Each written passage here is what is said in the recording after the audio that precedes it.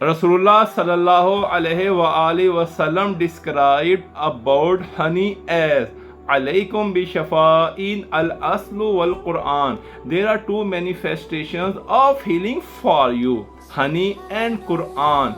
Kana habbu sharabi ila Rasulillahi al-as. Among the things Rasulullah liked to drink was honey. Naha Rasulullah an qatlil namlati. Rasulullah forbade to kill honey bee.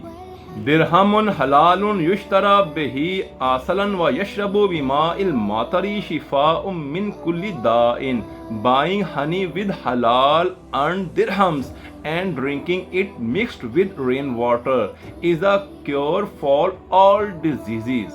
According to Surah An-Nahl, ayat number 68 and 69, وَأَوْحَى رَبُّكَ إِلَى النَّحْلِ أَنِ اتَّخِذِي مِنَ الْجِبَالِ بُيُوتًا وَمِنَ الشَّجَرِ وَمِمَّا يَعْرِشُونَ ثُمَّ كُلِي مِنْ كُلِّ الثَّمَرَاتِ فَاسْلُكِي سُبُلَ رَبِّكِ ذُلُولًا. And your Lord inspired the beasts. Make your homes in the mountains, the trees, and in what people construct. Then suck the juice of every kind of fruit and keep treating the ways of your Lord. From their bellies comes forth liquid of varying colors, in which there is healing for people. Kana Rasulullah yashribu kulla yomin qadha aslin mamzujan bil ma'i ala riq.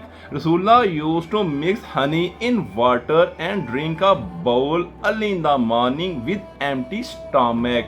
The real honey congeals on the paper, whereas the imitation honey shows moisture on the other side of the paper.